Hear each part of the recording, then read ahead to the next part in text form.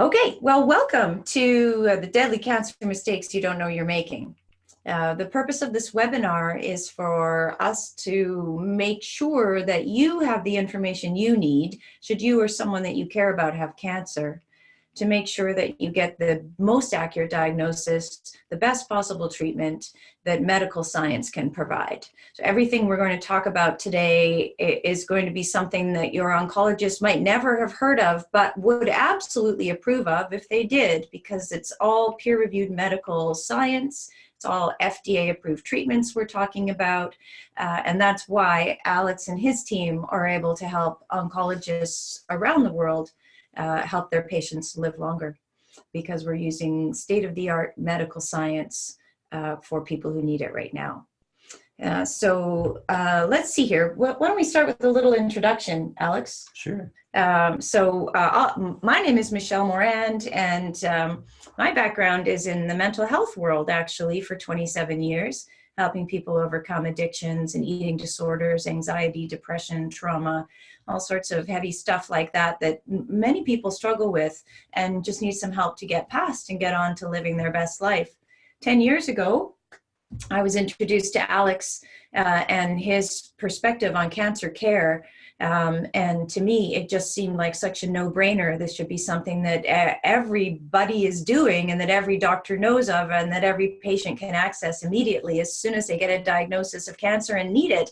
And what I discovered in the first few years of assisting Alex with his work was that's actually not the case at all. There's so much information out there. So many doctors don't even know what's available, let alone how to get it for their patients, because they're so busy and have so little time to spend. And there's so much misinformation out there on the internet that so many patients are being misguided in the information that they're being given and the places that they're being sent. So understandably, there's a lot of skepticism and a lot of concern on the part of cancer patients and their doctors.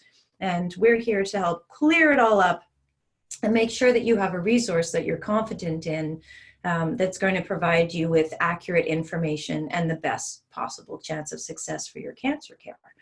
So that's what I've been doing this last little while. What about you, Alex? What brings you to this work? Well, my name is Alex Rowland. I'm a precision oncology specialist. I've been studying precision oncology for the last 22 to 23 years. I've studied everything from biochemistry to immunology, but my main focus has been the interaction of DNA and the changes in DNA in cancers and how to best target these changes through precision oncology. Mm-hmm. Yes, we'll get into what cancer is and why DNA is so relevant to it in just a minute. Thanks, Alex. Okay, so what I'm going to attempt to do here is I'm just going to share my screen with you so you can see this PowerPoint presentation that we've put together, and we're going to talk you through it. If you have any questions as we go today, please just post them in the chat. We'll keep an eye on it, and we will certainly make sure that your questions get answered. So let me just do a little screen share here and see what happens with that. Share. Okay, that's looking like that kind of worked. Let's see here. Only problem is there's chat. What do you think, folks? Are you able to see the screen okay? Is it showing up? I don't want to continue until I know that you can see where we're at.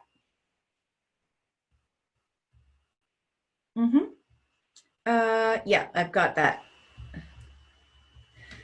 Okay, excellent. So we're just going to start our show here. Play from the start. We've begun. Okay, so Alex, why don't you give us the general gist of what cancer is? So cancer is a process. It's a natural process in that it involves certain metabolic and physical bodily functions, such as wound healing, and the repair of tissues. So as you may not know, we have these pockets of things called stem cells, and they're referred to as adult stem cells. And these adult stem cells are located in little stem cell niches, they call them, that are in every tissue in our body. And when that tissue grows, or when we replace that tissue and it ages, such as bones or anything else, then these adult stem cells get activated briefly to replace tissue. Now, this process also happens as a wound healing process. So when skin gets damaged, these adult stem cells replace the new skin, and you have a scar, and that grows over with the new skin. So what happens in cancer is this replacement mechanism of these cells actually goes wrong. And you can think of it as a wound healing process that has been turned on but can't be turned off. Right. So it's the mechanism is functional, or it's supposed to help, but it kind of goes overboard. It goes overboard, right. Yes. It's kind of like a car where you have, the brakes and the gas pedal on a car. I mean, a car is a very important thing for getting from point A to point B. And so when you step on the gas, you move from point A to point B. But if you step on that gas pedal and it gets stuck on, you're not going to be able to slow the car down. So you're going to apply the brakes. But if the brakes don't work, then you have this double combination of a car that is going from A to B that can't be stopped. And I think that is the best analogy I have for cancer. Sure, the runaway car. Runaway car. Okay, so tell us a little bit, because we know this runaway car process, what's going on there? So it's based on mutations, and these mutations occur in genes. So all of our DNA is segregated into genes. So we have about 25,000 different genes in our body. And so these genes are separated into different functional areas. And they produce proteins and enzymes and nails and hair and all of the things that are involved in our body. And so different genes produce different proteins, as we call them. And we refer to proteins as anything as a product of a gene is a protein, or, it's an enzyme too. And so what happens is mutations can affect the genes by damaging them. And so these mutations are in the DNA, and they basically cause a gene to misfunction. Okay. And there's two different types of cancer-related mutations. Yes, there are. Yes. And I think it's important that we understand both types, because a lot of times in social media or even science magazines, you'll hear about one type and not so much the other. So we have. So we have two different classes of mutations, and they're referred to as somatic mutations, which are found in the tumor, and they're caused by exposure to toxins. And these occur over your lifetime. So you're not born with these mutations. So when you look at identical twins, and if you look at the DNA when they're born, their DNA is going to be very identical. But then due to different lifestyles and different life histories, and exposure to different chemicals, these twins will have different mutations in different genes over their lifetime. Okay, so somatic happens over the course of your life due to some exposure to something. Chemicals, oxygen, one of the biggest causes, cosmic rays. We can't live without radiation. Yeah, and there's certain lifestyle choices we might make, of course, yes. We'll get into that a little bit later, for sure. And the other type? Germline. So those are inherited mutations, and they're found in all of your body cells. In other words, they're passed on from generation to generation, and those are going to be unique to a certain family. And so when your mother and your father get together and produce you have a certain chance of inheriting the mutations from your father and from your mother. And so those can be positive mutations, or they can be negative mutations, such as cancerous causing ones. So we might think of a positive mutation as something that helps us to have maybe a higher intellect or faster reflexes or something. Exactly, or, better physical attributes. I see. And then there's the not so good ones that cause disease. Okay. And so how do these mutations cause cancer? Well, there's two different ways. They can interfere with a class of genes called tumor suppressor genes. So tumor suppressor genes are like the brakes on a car. So they prevent any rapidly reproducing cells, such as cancer cells, from growing too fast. If they see something growing too fast, they will stop it from growing too fast. Okay, and that's part of our immune system. Is that right? It Or can no? be. No, these are tumor It's a suppressor separate. genes. They're not actually part of the immune system. Okay. They're often involved with repairing mutated DNA, damage response genes. So when they see mutations in DNA, they fix that. And they prevent that cell from copying itself and growing until that mutation is fixed. Right. So this is good. We like Yes. these tumor Yes, they're suppressor good. genes. They're important. They're always turned on too. Okay. Unless. Unless they're damaged. Mm-hmm.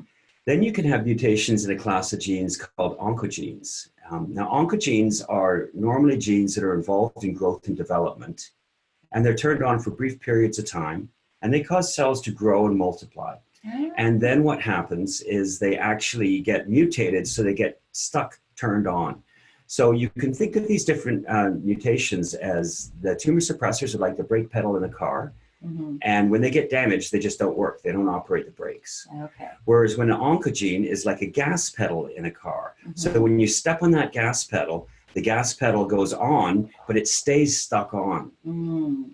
And that causes unregulated growth of these cells. Right. So when you combine damage to the tumor suppressors that prevents this unregulated growth and prevents and fixes the mutations before they occur, and you also have damaged oncogenes, then you have this dual combination that causes cancer. I see. So unregulated growth.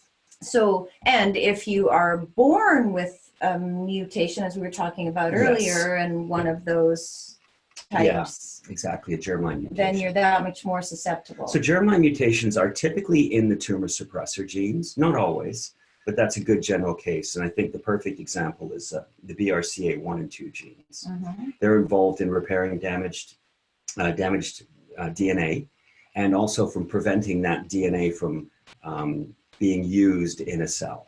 Okay. So when you lose function, when these genes get turned off, then they can't prevent those cells from growing anymore. Right. And those are the tumor suppressors, Yeah. right. And so obviously that would be why there's such a big deal when it comes to cancer. Because then you have an increased susceptibility to exposure to carcinogens. Mm-hmm. Right. Yes. DNA damaging agents. And there's so much, as you say, even oxygen to a certain point. Yes, oxygen's one of the worst. If our system's working well, we're okay. But if we have one of these mutations, or if certain other parts of our life are not not helping us stay healthy, then yes, I see. That makes sense. Cancer comes along. Mm-hmm. So right now, let's see here. How is cancer typically diagnosed, Alex? Well, there's a lot of different ways cancer is diagnosed. It's usually a pain or discomfort. It can be detected in blood tests, routine checkups such as colonoscopies, pap smears, breast exams, and then they typically take a biopsy, and a pathologist will see if these cells grow in a petri dish, and they'll look at them in a microscope and use various stains. And then there's also imaging such as X-rays and CT scans and MRIs and PET CTs. A biopsy isn't a first stop, though. It's those other things you mentioned, right? Like the it really depends on what's discovered. So it could be. Okay, so there's a few different ways that cancer is typically diagnosed. It kind of follows a bit of a routine with the kind of the simpler stuff first, and then if there is a concern. Typically, yes, the standard process. Okay. Okay, let me just scroll ahead here. These are a list of some of the more common imaging diagnostic options. So talk us through each one of these. So ultrasound uses sound waves. It shoots a beam of sound waves and it looks for irregularities in tissue density. Okay. Because that's going to cause a different reflection of the sound wave. MRI uses the same sort of process, but it looks at the density of water molecules in the cell. Okay. A CT scan will use radiation, and it will pass a beam of radiation through a tissue. And so the concept there is if there's any irregularities which result in a different density of the tissue, then they're going to absorb more or less of these radiation rays, a radiation beam.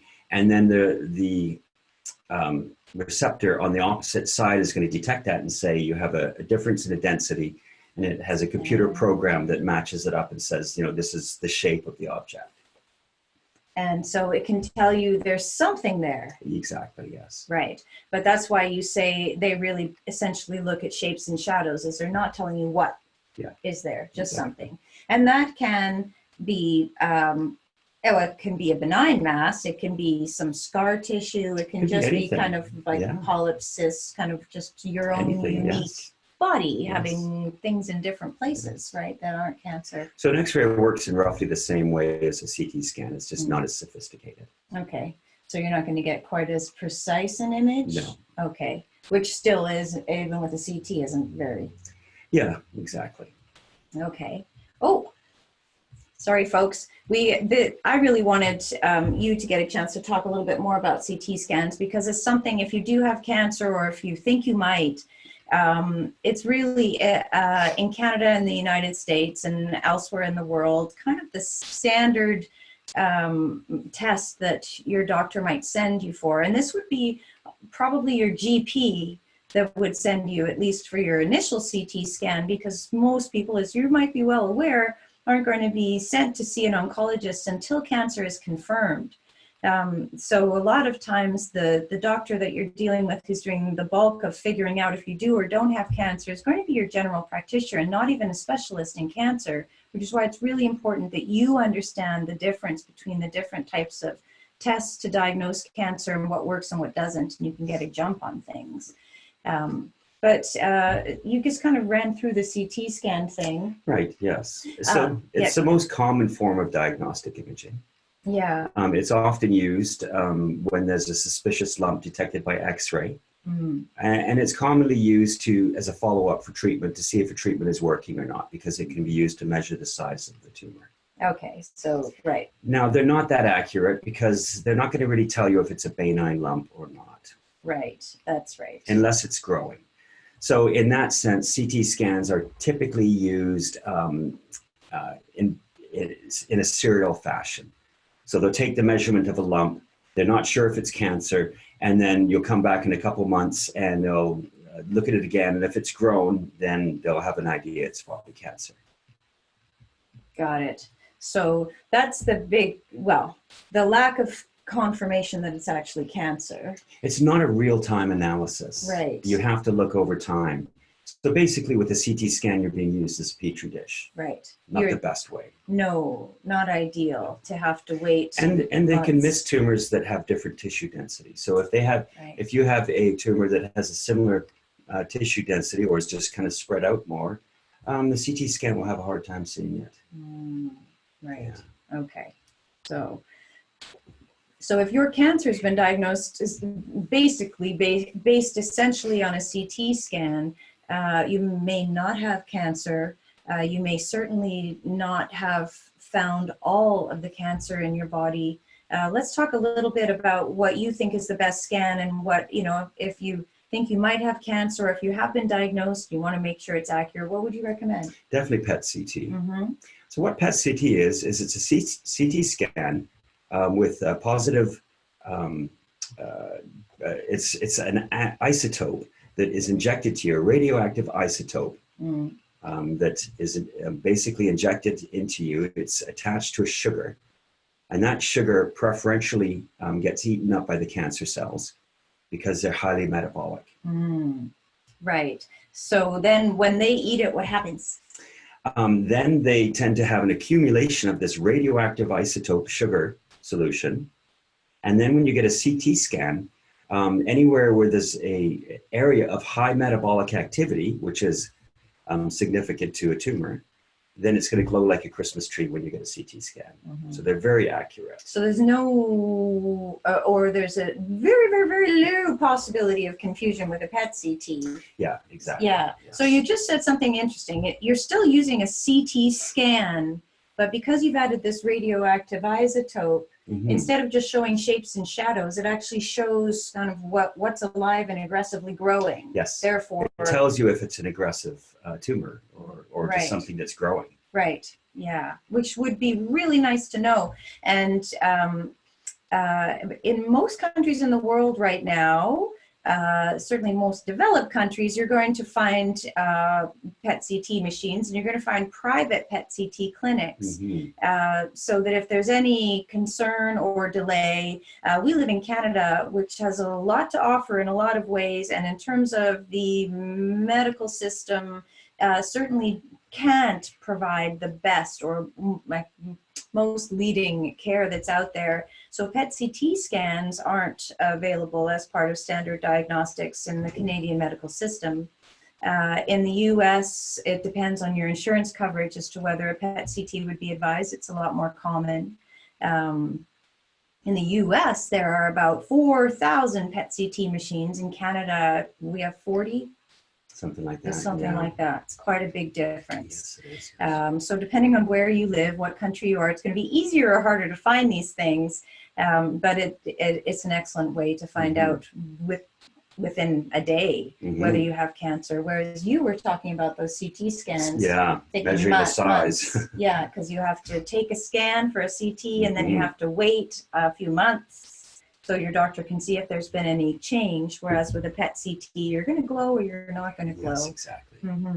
Another thing it does is it shows what's called the CT or the SUV activity. All right, let me move on through here. Okay. Yeah, that's all the stuff you wanted to talk about. Yeah, so the SUV is called the serum uptake value, and that basically refers to how much of this radioactive sugar that each tumor drinks. So every tumor is going to have a different amount that it drinks. Some are going to be more aggressive. Some are going to be less aggressive. So with a CT scan-based analysis, they typically will target the largest tumors. However, that tumor may not be the most aggressive tumor. You could have a very small, highly aggressive tumor that has an SUV of, let's say, 28, and a big tumor that has an SUV of, 4 or 5. And the focus of the treatment will be on that large tumor when really the small one's the one you want to watch. And that small one may be in an area that's easily accessible that could be cut out, whereas a big one may be, deep within inside the body. So it's a really good tool for that. It can also be used to detect what's called partial response. And that's when not all of your tumors respond to the treatment. It will tell you which tumors are responding to it and which ones are not. So then you can more accurately target those other tumors with different drug combinations to see what's working. Because you'll get into this down the road about using targeted therapies, things like that. But what you're saying is there might be different things motivating different tumors. Exactly. So one treatment that might work for certain of your tumors won't be as effective for others. Right. And you could see that with a PET CT, but you wouldn't see that with a CT. No. Okay, thanks, Alex. Ooh, okay. I made some orange slides here for you. I'm a big fan of the color orange, and I just wanted to illustrate a few points as we go through our chat today. The more accurate your imaging is, so we talked earlier about X-ray, ultrasound, CT, even MRI being the most common because they're less expensive and they're older technologies, so they're already in the system. It doesn't cost anything for the system to use them essentially or minimally, whereas PET CT is a newer technology, so it's not quite as accessible. But because of how excellent it is at indicating the difference between cancer and non-cancerous tissue, it's really helpful if you have one before you're having a surgery for a biopsy sample or to remove cancer in your body. It gives your surgeon so much more accuracy to work with, and it can really indicate where all the tumors are and not just the one that was found on the CT scan or what other techniques you used. And then as you were saying about being able to tell how well the treatment is working, right, which you'll come back around to, I bet, when we talk about other types of treatment for sure. Anyway, if it's possible for you to get one of these, please do. Yeah. I should be very clear before we go on. We're an independent organization, an independent group of researchers and cancer care advocates. We don't get a kickback from PET CT companies or anything else we're going to talk to you about. Yeah. We're enthused about this, and we want you to know about it because of the difference it makes to the quality of your life during and after treatment. Yeah, and I can think of 2 cases that were really significant recently. Okay. We had a woman that was told that she was cancer-free with breast cancer, And when she went and got a PET CT, we found that there was a tumor that they had missed that would have gone on to repopulate her cancer. That's fairly common. Yeah. A lot of times people will get restaged at a more aggressive stage. And then we also had the gentleman that was told that he had lung cancer based on a CT scan. He had numerous courses of chemotherapy. 6 months worth. 6 months worth, yes. Sold his business, quit his job, sold his home, basically was told that he had 2 years to live. And when we did a PET CT, we found he never actually had cancer in the first place. Yeah. So this is not uncommon. Remember that statistic from before, they're about 70% accurate. And even then we're really just guessing with the CT because it doesn't actually show the biological activity that confirms. So you need then, if you're using a CT scan, you also need to have some sort of biopsy where a pathologist has then tested that tissue to confirm that it has cancerous cells in it. yes, exactly. Yeah. So those kinds of things that Alex is talking about, you might think are anomalies or kind of exceptions to the rule, but they're not. So we can understand why people might, if you were told, like that lady you just mentioned, oh no, you're good, you can appreciate the relief you might feel and why you might not want to pay out of your pocket or take it any further to find out for sure. Fortunately, she did, because she had this pain that just wasn't going away, and she wanted an answer, and nothing was being done. She was basically just being sent home and told to figure it out, get de-stressed, take some yoga, whatever it was. And fortunately for her, she kept pushing, and her PET CT was able to show that she did have cancer and she could get treatment. Well, she called us.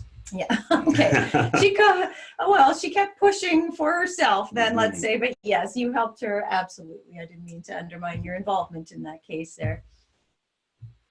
So we're going to talk now about the next thing. We're talking about diagnostics right now, in case you've forgotten, because we're covering a lot. There's a lot to take in. There'll be a recording that gets sent to you, by the way. So by all means, take notes and ask questions. But just know that you don't have to remember everything. You're going to get to watch and rewatch. But there are two main types of diagnostics that you want to use if you're really wanting to make sure you get the best care. One is the imaging. The PET CT is the best that's out there right now and readily accessible-ish. And then genetic sequencing. So okay, so I wanted to refresh you here so that we could just make sure everybody's still on the same page. Cancer is a disease of mutated DNA. You can either be born with these cancer-causing mutations, or they can develop through exposure to environmental toxins or lifestyle, or combination of the two. And mutations have two different ways of causing cancer. There's the stopping the tumor suppressor gene like BRCA1 from working properly. And then there's the turning on of a cancer-causing gene, or something that's supposed to work naturally for a short little while, but it keeps it on. It doesn't turn it off. So now we understand a little bit about why DNA and genes are so important in cancer, because that's what it's all about. So being able to understand what genes are involved in your cancer and in what way and what treatments are going to be best for you is the foundation for getting proper cancer care. But I'm going to let you tell us all about the different types of genetic tests. Right. So there's a lot of confusion in regards to genetic testing and what you're testing. And so typically there's what we call the surface spit tests or blood tests. Excuse me. And they look at germline mutations. Okay. That's all they look at. All right. And so common tests of those are like 23andMe or Ancestry DNA. They only look at the normal blood cells. They're not that accurate. They can't really be used to diagnose cancer. In rare occasions, they will identify an inherited mutation, germline mutation, but they're not the kind of test you want to use for cancer. No, they're good if you want to find out, hey, what's my origin? Or am I related to someone? Yes. Yeah. Do I have any, long lost children? Yeah, you never, well, I'm pretty sure I don't, but anyway, yeah, so they're very handy for certain things, and that's why they become so popular, these tests. Yes, and they're cheap. You can do them at home. Yeah, they are. They're a couple $100 or less, and you can find out, you can start to explore your genealogy and things like that, which can be helpful. but not about cancer. Mhm. No. And then we have Tumor this. DNA sequencing. Yeah. I'm just So this is roll these obtained out from a for you. biopsy. And typically what happens here is they will isolate the tumor cells, and then they will look at the mutations that are in the tumor cells, the somatic mutations, and not in the normal cells. Mm-hmm. So they're very accurate, very precise. They give you a landscape overview of the tumor, of what mutations are causing your tumor. And typically they focus on genes that are involved in cancers that we know are involved in cancers. So typically we use tests that have over 500 different targets. Yeah. Now you were saying earlier, I wrote this number down. I like to take notes because I've got so much to learn about this stuff too. You said we have 25,000 different genes. Yeah. So right now They're not all involved with cancer. they're not all involved. No. Okay. So these tests are looking at genes that are known to be involved in cancer, exactly. and they look at 500 to 600 of them, depending on the test. Exactly. Okay. And what else do you want us to know about? Why is tumor DNA sequencing? Well, they allow us to identify what mutations have caused our cancer. And in turn, that allows us to determine, what drugs are going to work for us and what drugs are not going to work for us. Yeah. We're going to talk in just a little bit about the different types of cancer treatments, because if you haven't kept up with the evolution of cancer care, you're probably still thinking chemotherapy and radiation or surgery, really, as your options. And for those, well, at least for the no, never mind, forget it. He'll tell you more. So tell me a little bit about this part that I've got here about the tissue biopsy. And right. So the best sequencing, tumor DNA sequencing, is based on a biopsy because you have a lot of tumor tissue there. There is a new technique now called liquid biopsies. They're very accurate, but they can only look at about 90 or so genes right now. So they're working on that, but they isolate cancerous DNA from the blood, and then they sequence that. So if you don't have a tumor biopsy, for whatever reason, maybe it's in a hard to reach area, or you just haven't been able to arrange one, but you have cancer and you want to make sure you're getting the right treatment, you could use one of these blood-based tests. Yeah. So Foundation One does one, and Garden 360 is another popular one. Yes, there's a few, and lots more coming on the market all the time. Definitely. And the interesting thing, or what I've seen in 10 years working in this area, is just the numbers of genes that you can test for. It's like it goes up every 3 months or something like that. Yes, exactly. So it might be 70 or 90 right now, and it'll be 130 in 6 months. I'm not joking. That's how, the technology really moves fast.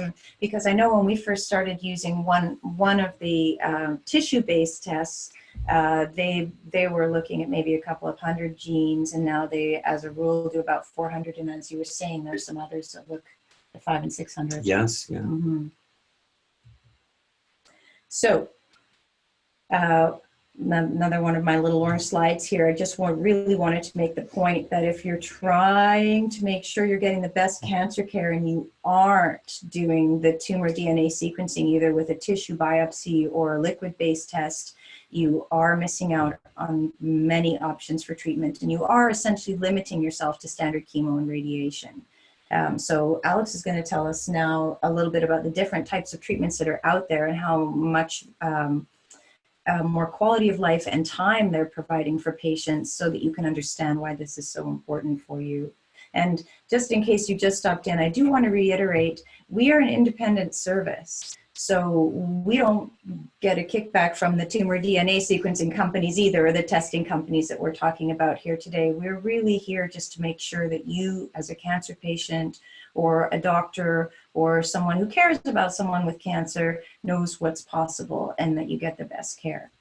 No, we don't get kickbacks, but they are very good with us because we order a lot of these tests. That's true. We do get kind of front of the line service. Yes, we do. Absolutely. Yeah, they give us real priority. We can certainly make things happen very quickly for people. Definitely. But we're not paid to advertise for them. And I think that's important for you to know. Yes. Okay, so tell us a little bit about targeted therapies and immunotherapies, because we're hearing about this all the time, and it's really important for people to understand what they are. Yeah, so targeted therapy was probably one of the biggest developments in cancer treatment. And, we've been working on targeted therapies for many, many years, trying to establish, what genes and what mutations are causing these cancers. And then actually creating drugs that will target cells that have these mutations. And so that's what a targeted therapy is. It'll target the cell that has the mutation and not the normal cells. So it's very different from chemotherapy, whereas chemotherapy it will basically kill any rapidly reproducing cell. Any stem cell. No, chemotherapy does not affect stem cells because they are only rapidly reproducing for short periods of time. I see. Yeah, there's a variety of other reasons. We know chemotherapy doesn't affect stem cells. Okay. Because when you get chemotherapy, you lose your hair, and you affect your skin and so on. But as soon as you go off the chemotherapy drugs, your hair grows right back, and that tells you, that's proof that the chemotherapy drugs did not affect the stem cells in your hair. Right, because then they would have stopped that process altogether if they had killed those cells. I see. Okay. And what about immunotherapy? Well, let me finish with targeted therapy. So there are amazing new things in targeted therapy. Most of cancer research focuses on targeted therapies. And for the last 20 years, that's where cancer research has been and cancer development. All of the new drugs have been targeted therapies or immunotherapies. Right. And I think that's why we call them the evolution of cancer care. They are the basis of precision oncology. And precision oncology simply means personalized cancer care. It means finding out what genes are causing your cancer, and then doing some research to find out what treatments are out there that specifically target those genes, and then monitoring you in a more personalized way than the standard CT. Correct. Yes. Okay, did you want to tell us a little bit immunotherapy? About yeah, so that's a really big subject. One of the greatest advancements in cancer. So we have probably about 10 or 11 different ways that cancer cells interact with the immune system. And what they do is they turn it off.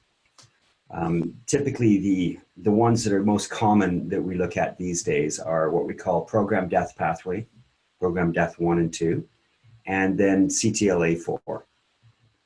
And both of these pathways, cancer cells use to inactivate the immune system and also to hijack resources from cancer cells, like growth factors and so on.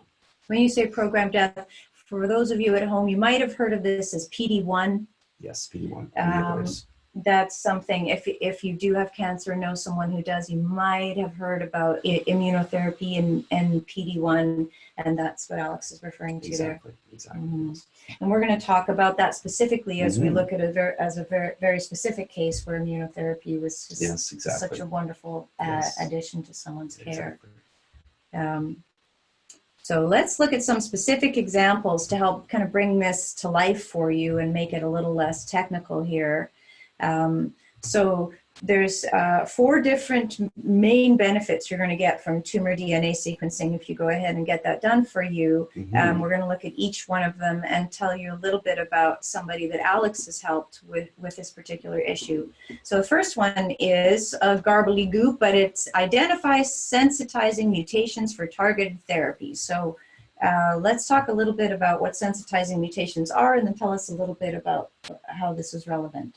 So sensitizing mutation is basically a mutation that is going to sensitize your cancer cells to a certain drug. In other words, this drug targets that mutation in your cancer cells and kills the cancer cells. Yeah. So we had a case, her name is Verna. Well, that's not her real name, but that's her name that we use. Verna had an interesting case of breast cancer and also a small lymphocyte leukemia. Now, when we sequenced her tumors, we found that both of her tumors had this mutation in a gene called the PI3K alpha, and she had this mutation called the 1047R. And in this particular mutation, the normal amino acid called histidine had been replaced it was at the 1047th position of the gene. It had been replaced with a amino acid called arginine. And what that did, this mutation occurred in something called the kinase domain. And that's basically, a technical term for the activation domain of this gene. Okay. So this is an oncogene. And so when this mutation occurs, this protein increases its kinase activity and is able to signal constant growth. So in this particular case, there was an available drug for Verna. Now, this drug was designed for women with breast cancer, and it was approved by the FDA, and it was available, but most oncologists didn't know when and who to give it to because they didn't do tumor DNA sequencing.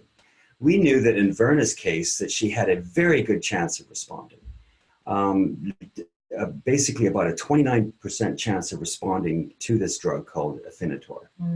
And we were able to get this drug in combination with another drug. Okay. Because it was covered for this mutation. Okay. Now, interestingly enough, this mutation was driving both types of cancers that Verna had. So she had the breast cancer, and she also had the leukemia.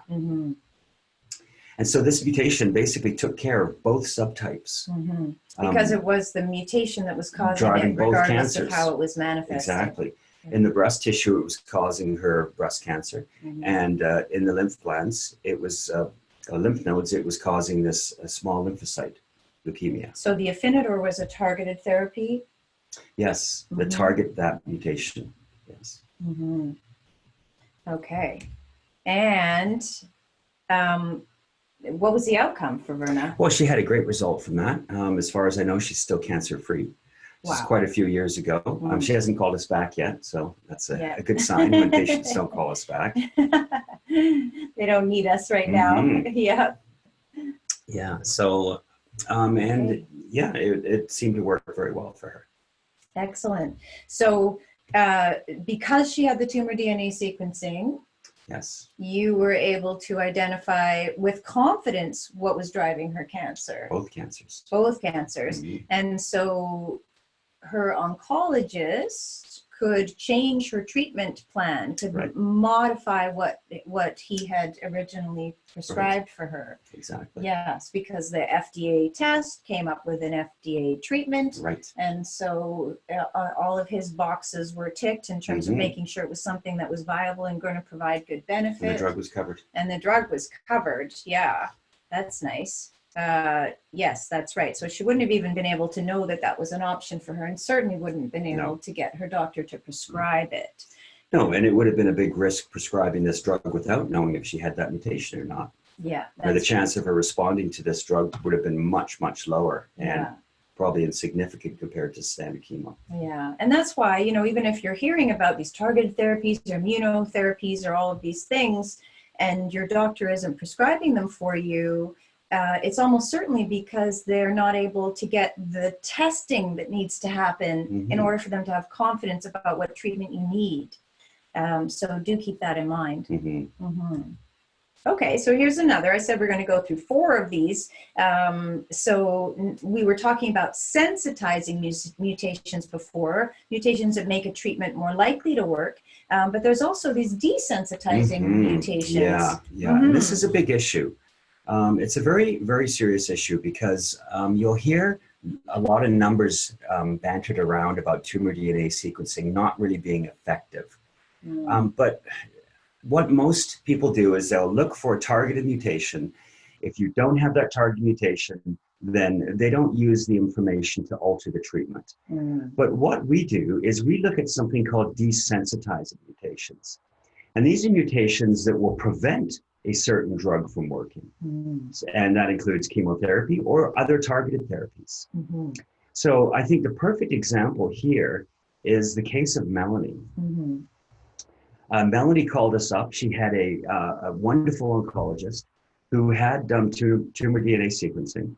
Melanie's oncologist was not a geneticist, she was an oncologist, so she didn't quite understand the significance of it, but she knew that if you had a PIK mutation, that there's this drug Afinitor, and that drug Afinitor would, apparently work well. So she had that sort of information.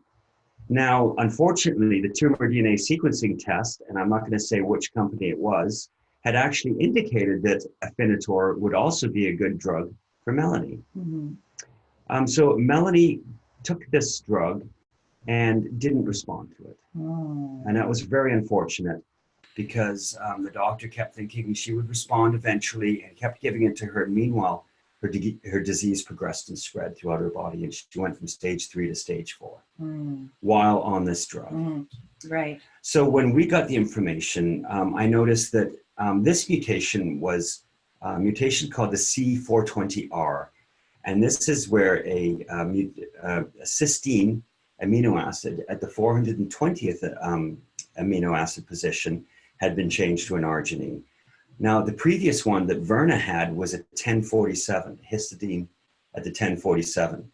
And so this particular mutation that occurred, and as you recall, Verna's mutation happened in the kinase domain. Now, this mutation that happened for Melanie occurred in a different part of the gene. And this part of the gene is called the CT domain. And it's an area where we have this structure called beta sheets, a fairly technical position or technical information. And you have 2 of these beta sheets. And so in this particular situation, while this mutation also does cause overactivation of the gene, it causes a refolding of the protein. And so the PIK3 or PI3K gene is folded a little differently, and that's its mechanism for causing oncogenic behavior. And so this folding prevents Afinitor from binding onto that position of the gene and activate, or the protein, and activating. So otherwise it would be the perfect choice. It would have been. But if you have this, if you don't have the fundamental genetic information and the knowledge, you would assume that all of these mutations are the same, which they're not. You have to look at every mutation and understand, is this a mutation that's a desensitizing mutation for this drug, or a sensitizing? And that requires a lot of research and knowledge on the structure of DNA and the domains of the gene. And this is information that oncologists are just not trained in. Well, they can't do everything. No, they do enough. Yeah, that's right. So sure. Unfortunately, in this particular case, while her oncologist was well-meaning and very open to looking at precision oncology, probably should have called us first, or some other research facility, because in this particular mutation and this drug combination causes the tumor to grow a little faster than it normally would have. Right. So it was a bad choice of a drug. Now, we also looked at this patient and we found that they had a BRCA1 mutation. And this BRCA1 mutation was an unknown mutation to the patient. So it was classified as a variable of unknown significance. And it was put in the back of the report and ignored. Now, as it so turned out, this happened to be what we call a stop codon mutation.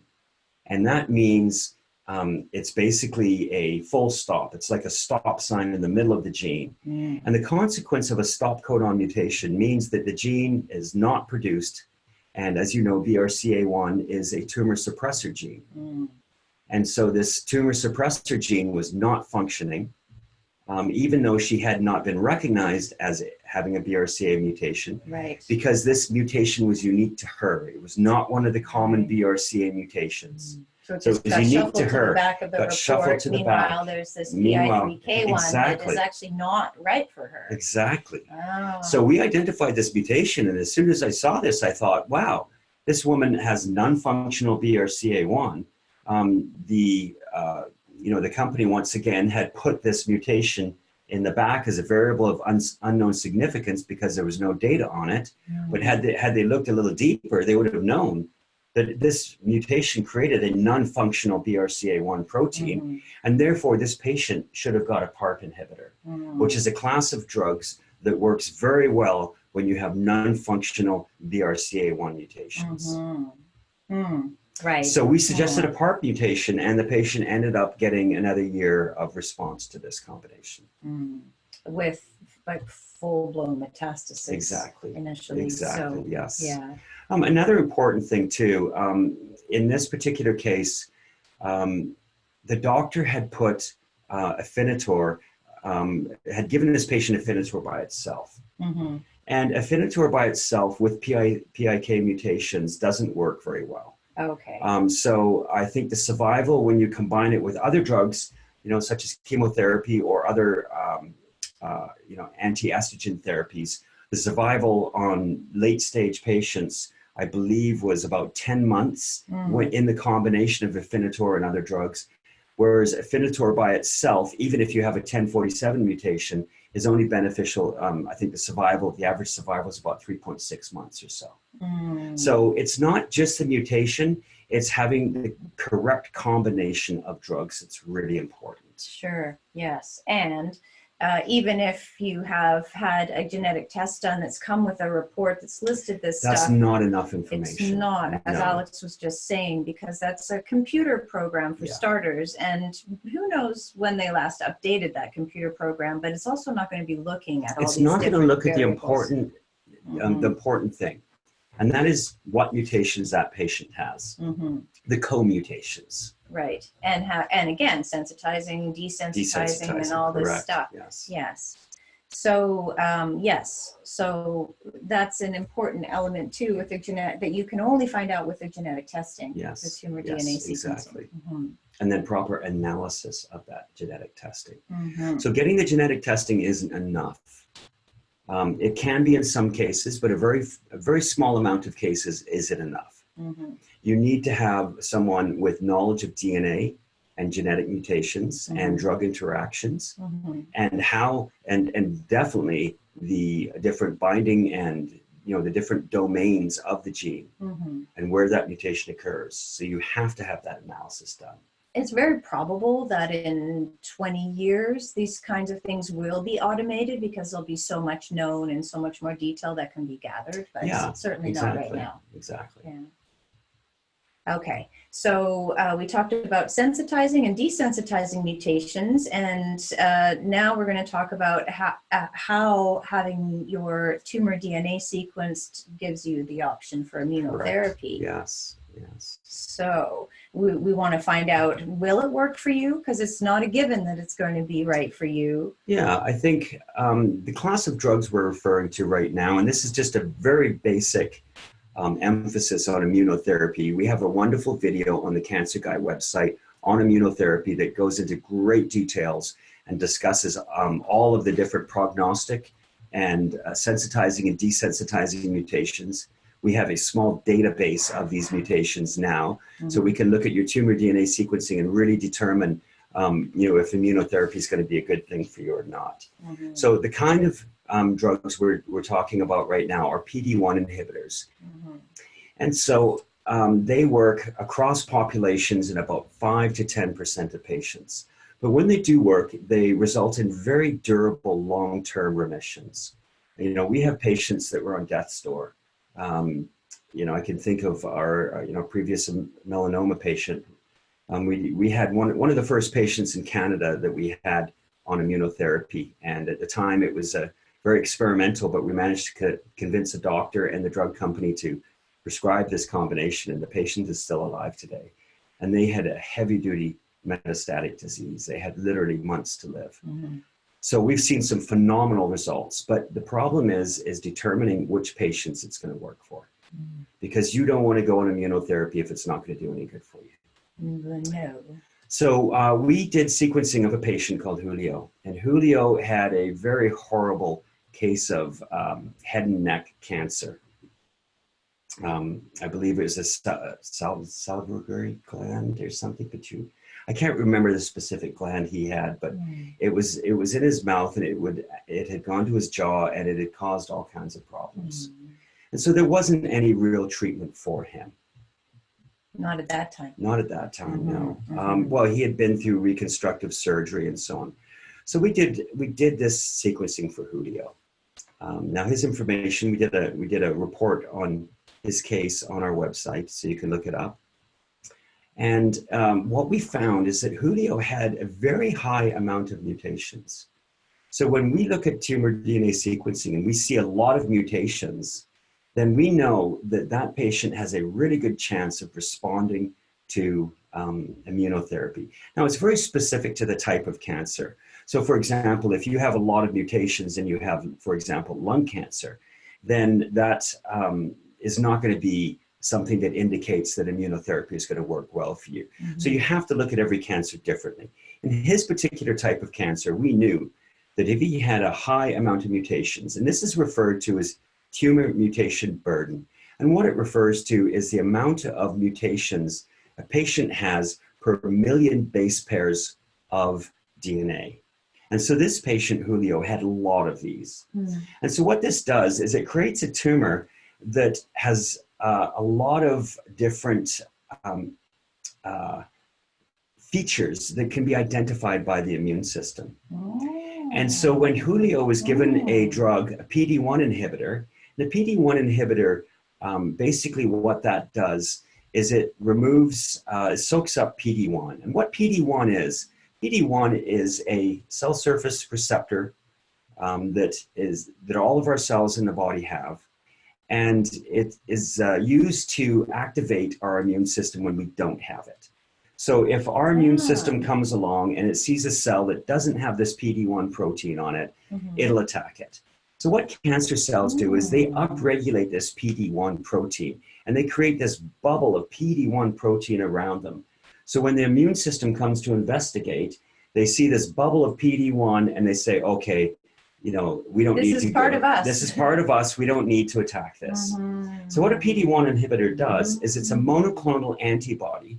And what it does is it binds onto this loose, free-floating PD-1 and basically gets rid of it. Mm-hmm. So now, all of a sudden, those tumors that thought they were protected have lost their protective coating, their protective sheath, and the immune system can now recognize it. Now, if you have tumors that have a lot of mutations, they're going to look very different from your normal cells. And so now your immune system has an extra bonus of being able to recognize these very strange looking cells. And so attack them. And so Julio and his doctor were very skeptical about this. So we convinced him to get it. It wasn't approved for his particular cancer at the time. So I believe he had to pay for it. It is approved for now for most cancers that have a high tumor mutation burden. So I believe he had to pay for it. And, you know, it was, you know, fairly expensive at the time, but I'm not sure if his insurance covered it. I can't quite remember, but he was able to get it, and he did it, I believe, for maybe 2, maybe 3 treatments of it, which is a very, you know, short term of it. But in that short period of time, it made a radical difference for him. And he went off it, you know, probably thinking it wasn't going to work. And then we get this message, you know, 2 years later from family members saying, oh, we just want to thank you so much. My father's cancer is still gone and it's completely resolved and his jaw tissue's growing back. Wow. It was just a remarkable response. So, you know, this was an incredible response, and it was only because we identified that he had high tumor mutation burden through tumor DNA sequencing. And you were able to provide the evidence that his doctor needed to try this. To try this, yeah. Yeah. Now, there are many mutations that can tell us whether this is going to work or not. It's also going to tell us where, you know, it's not going to work. So if you have like a STK11 or P10 mutation or an mTOR mutation or you have high ER expression, all of these things will indicate that you are not going to get a good response from immunotherapy. Other things too that can interfere with immunotherapy are antibiotics, protein pump inhibitors, which are things given for ulcers and so on. So there are many things to know. If you're on immunotherapy and you want to know what to do and what not to do, and whether you have a good chance of responding or not, that's the kind of thing we can help you with. An example of mutations that can identify a patient that has a good response to immunotherapy would be like ATM mutation or high MSI or DNA damage response mutations, polymerase E or D mutations, PARP mutations, AKT3 mutations. We have a huge list of different mutations that will tell us whether immunotherapy is going to work well for you or not. Mm-hmm. And that's really it, is it doesn't matter how new the treatment is, if it's not properly targeting the genes that are driving your cancer and how they're working together.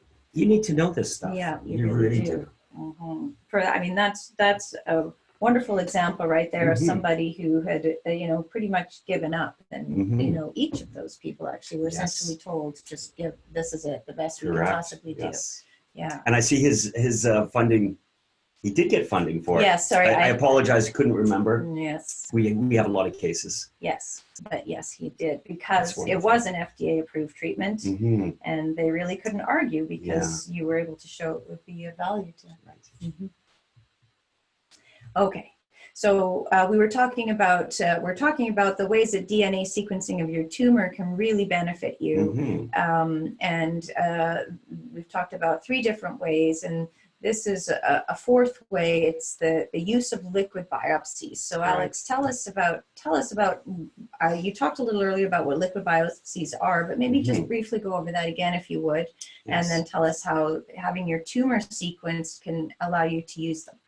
So there's 2 types of liquid biopsies. There's what we call discovery liquid biopsies and monitoring liquid biopsies. Okay. So basically what we know is that tumors release DNA into the blood when they die. And also tumors can travel through the blood. And obviously, if you have some blood samples, you can access those tumor cells, lyse them, and access the DNA from their blood or from the blood. And there's also another process called extracellular vesicles. One of them, the most common one, is what we call an exosome. And exosomes are released by tumor cells, growing tumor cells, and when they're metastasizing. So we have all these different sources of DNA from cancer cells in our blood. And so what liquid biopsies refer to is they take a sample of blood and they're able to isolate the DNA in there and then look for the mutations that are common to it. Now, this is important because it allows you to identify mutations that may only be in 1 or 2 of your tumors. So as we know, cancer cells are basically an evolutionary process. They develop mutations as time goes on. When you treat a cancer with a targeted therapy, what will happen is you'll kill off all of the cells that have that mutation. And then if there's a stray one that has a different driving mutation, then those will grow on to repopulate the body. And so those are what we call emerging mutations. And so it's not that the targeted therapy or the chemotherapy has stopped working, it's just stopped working on the tumors because they've evolved. This is the same mechanism that we see with viruses and bacteria. When you get the flu shot, you have to get it every year because these flus evolve so fast and have different mutations. Different strains. Different strains, and the same thing. So you get these emerging mutations. Emerging mutations. And so these liquid biopsies are a great way to identify these emerging mutations. These are the monitoring liquid biopsies. Yes, exactly. And so a perfect example is we had a case of a patient that had some basic tumor DNA sequencing. And this patient had been identified, it was a lung cancer patient. They had had a EGFR mutation. It was called the L858R. And that obviously refers to the amino acids, the lysine, the L at the 858th position had been replaced with an arginine, an R. And that had created this EGFR gene to become oncogenic and to produce a mass amount of skin-like cells in the lung, which is basically what her cancer was. So she was given a drug called afatinib, which is a targeted therapy that targets EGFR mutations. Now, when we got called by this patient, she was told by her doctor that she was still responding. Now, the doctor had not done a PET CT. and he had not done any liquid biopsies to see if that mutation was present anymore. When you say responding, she was still, the treatment was still being of yes, benefit. he thought that, you know, she was responding wonderfully to the treatment. So what we did is we tested the amount of that L858R mutation with a liquid biopsy, and we found that it was a very high ratio. And so we were able to use that information and tell her doctor, hey, listen, we don't believe this patient is responding anymore because this patient has a very high level of this mutation. And that wouldn't be there if the treatment was working. It wouldn't be there if working. the treatment was working. We would see that that was knocked right down. Right. Should So, be and zero. using something like the standard procedure, which is, 6 months down the road, if then have a CT scan, would Right. never have indicated that. No, and it would have been too late by then. Right. So because of that, we said, let's get a PET CT. So we got her a PET CT right away, and we found out, sure enough, her cancer had spread all over her body. Very frustrating situation. Now, what was more frustrating is we did a test for an emerging mutation, and we found that this patient had what was called an emerging EGFR T790M mutation. And this is just another amino acid change that happened at the 790th position. And so this is an emerging mutation that happens in the same gene, but it causes a kink in the gene. So now this original drug, afatinib, won't work anymore. And what was frustrating is just earlier that year, about 4 months before that, a new drug called Tagrisso that targeted both of those mutations had been developed. We had had patients on Tagrisso for years before that, typically through clinical trials and off-label medications. And we had seen some wonderful results with Tagrisso in patients that had stopped responding to EGFR inhibitors. Now, unfortunately, this patient's doctor did not know that Tagrisso had been FDA approved and approved by Health Canada, and that this patient could have had this drug right off the bat. So we actually supplied that doctor with the access form for it. The doctor was able to use it for other patients. Now, unfortunately, because this patient, we'll refer to her as Sherry, was not, had already had afatinib, and Tagrisso was only approved as a first-line therapy. Because she had already been treated, she was not able to get this drug. Now, we know that this drug would have worked for her, but she would have had to pay for it out of pocket in this particular case, because Health Canada had only approved it for people who had not been treated, treatment naive. So unfortunately, this is just a situation of a missed opportunity, missed information. And this patient, could have had that perfect treatment had her doctor had more information, or had her doctor or had the patient called us earlier. And we had been able to tell earlier the treatment was or wasn't working. Exactly. Yeah. Very frustrating That's a situation. lot of opportunity missed. It was, yes. Yeah. Yes.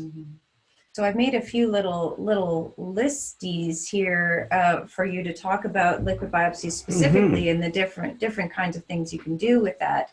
What I think is so great about liquid biopsies, frankly, you might not love needles, but they're really just a blood test. You just need to have a couple of vials of blood taken, and so much information can be gleaned in contrast to having to have a tissue biopsy or some other, even just going and having a CT scan or even a PET CT scan, which takes a lot more time, is a lot less convenient.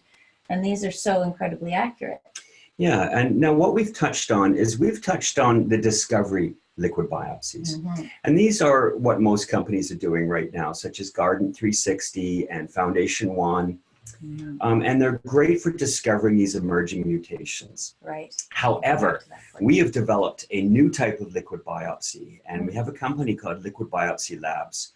So as I mentioned, the tumor DNA that we see in the blood can come from a variety of different sources. It can come from dead tumor cells that have been affected by treatment and have released their DNA into the blood. It can come from tumor cells that are traveling within the blood, or it can come from this process of these extracellular vesicles called exosomes. And these exosomes only release DNA in these mutations when they're metastasizing and growing. So the metastatic process that cancer cells use is they release these exosomes with the mutated DNA, and that mutated DNA travels to different parts of the body, and it can condition areas for tumor growth, and it can also be taken up by normal healthy cells and cause those cells to turn into tumor cells.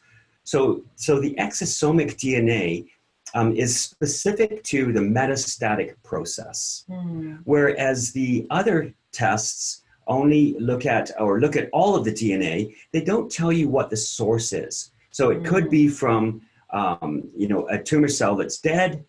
So if you get a test with one of these other liquid biopsy panels, and it tells you that your EGFR mutation is really high, that could be because your tumor cells have all died and released the tumor cells into the blood. Or it could also mean that your tumor cells are growing very fast.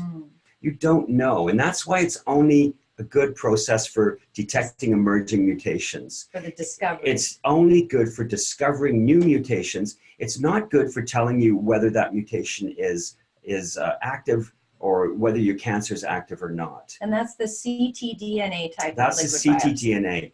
So we've developed a ctDNA test, relatively new, amazing new technology. And our test actually looks at the exosomes and basically just identifies the DNA from the exosomes, which, as I said, is a metastatic process. And so with this test, we know for sure that if we see any of that mutation that we're looking for, that we know is driving your cancer, if we see any of that in your blood, then we know that means that your cancers are in a metastatic process. The cancer is still growing. The cancer is growing. And so because we only focus on and identify this exosomic DNA, which is the cancer-causing process. And so because of this, our tests can tell you within about 2 weeks to 10 days whether a new drug or chemotherapy or even immunotherapy is working properly for you. Within a couple of weeks. Within, 10 days, we see results. It can also tell you literally months, sometimes up to a year in advance, whether your tumors are coming back before there's even a visible tumor. So all of the scans, even PET-CT, requires that the tumor is about at least a half a centimeter before it can accurately detect it. With exosome-based DNA, the stem cells release the exosomes, and then down the road, these exosomes cause other cells to grow and turn into cancer cells. And so this is a pre-tumor forming process. This is a process where you have not developed a tumor yet, but your cancer cells, your cancer stem cells are releasing these exosomes to cause a tumor. And so what we do is if you're about to start a new drug and you're not sure if it works, let's say it's an expensive drug, let's say you want to know if it's going to work or not, and you don't want to be on this drug for months and months and months and see if it's working or not, then what we do is we do a test right before. We measure the amount of that mutation you have. So if you have, for example, an EGFR mutation or a PI3K1047 mutation, it doesn't matter what the mutation is. And it doesn't matter if it's in a tumor suppressor gene or an oncogene. We design a probe for your mutations that are unique to your cancer. And then what we do is we measure the amount of that before you start a new treatment. And let's say it's at 10% or 15%. Then we measure it again after you've been on the treatment for about 2 weeks. And if that mutation level has gone down to, let's say, 8% or 6% or 0%, then we know that that treatment is working for you and you need to stay on it. If it hasn't, or if it stayed at the same level, then we know that treatment is not working for you and we need to look at something different. This is probably one of the most powerful tools in cancer right now. And we're going to see a lot more of this.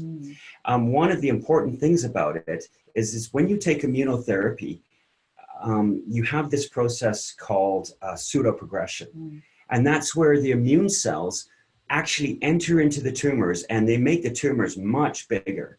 And so if you do a CT scan and you have pseudoprogression, then your tumors are going to look bigger. And normally you'd think, well, we'll just do a PET CT scan. But PET CT looks at metabolic activity. And so these immune cells are also going to be highly metabolic because they're destroying the tumor from the inside out. And so a PET CT scan is going to make these tumors look bigger, and they're going to look hot on a PET CT. They're going to have high SUV, even though the treatment is working, even though this immunotherapy is working. And so this is called pseudoprogression. Happens in about 30% of patients on immunotherapy. So our test, our exosome-based liquid biopsy, is the only way to determine if your immunotherapy is working, because it looks at the exosomes. And so your cancer cells, if they're being attacked by our immune system, they're not going to be releasing exosomes to repopulate the rest of the body. Right, so that ratio will be going down. Exactly. Even though your tumors may look bigger, and they'll be hot under or have high SUV under a PET CT scan, even though they look that way, we can tell that they're going down.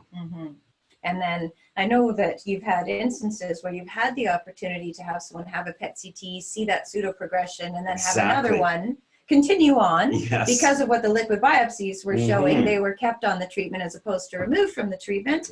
And then you were able to show, yes, in fact, it was working really great. And we recently had a patient with a somatic BRCA mutation, and they were able to go on a PARP inhibitor, but they weren't sure, the doctors weren't sure if this drug was working or not. And we saw a rapid decline. This patient had about 65% of the mutated version of this BRCA mutation. In other words, this was exosome based. So her cancer cells were releasing this mutated BRCA mutation to try to get the other cancer cells to become metastatic and to grow. And once she was on this PARP inhibitor, this percentage went right down to about 15%. Radical decline.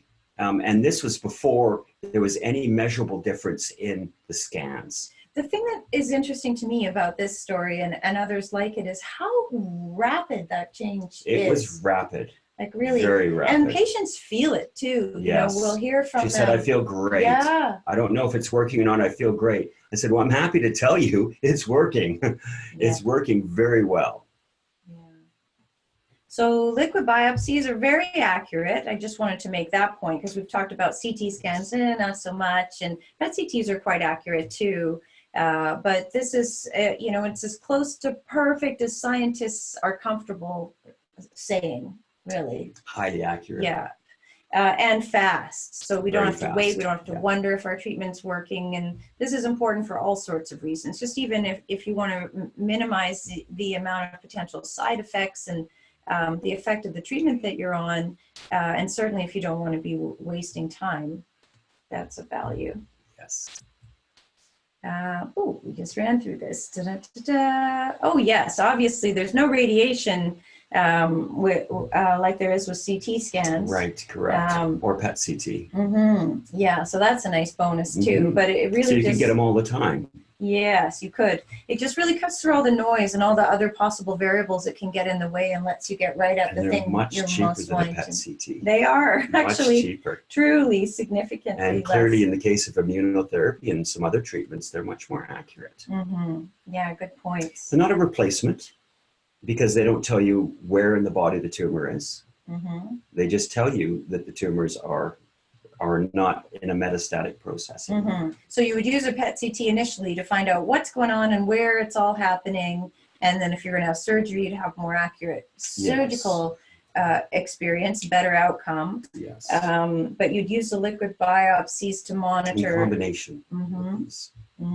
Yes, that's true. It's kind of, it's a team, right? Isn't it? We have the DNA sequencing, and then we have the PET CT imaging, and then the liquid biopsies, the research, all that stuff. That's every one of those pieces is a part of what we call the 4 pillars of precision oncology, and each one of them is fundamental to the success of cancer patients' treatments. Very much so, yes. Okay.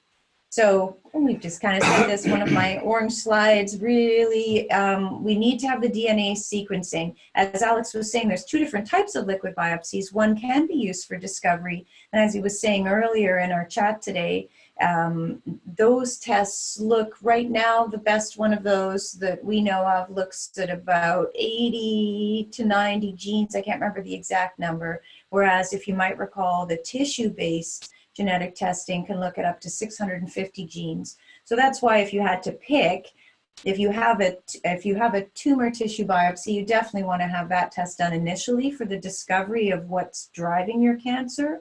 And then you want to use the liquid biopsies for keeping track of how it's going. Okay, so now we're going to talk a little bit about surgery. And then we want to talk with you about some lifestyle things that you can be doing that are really important for you to know about, that'll make a big difference to whether you get cancer and how your cancer treatment goes.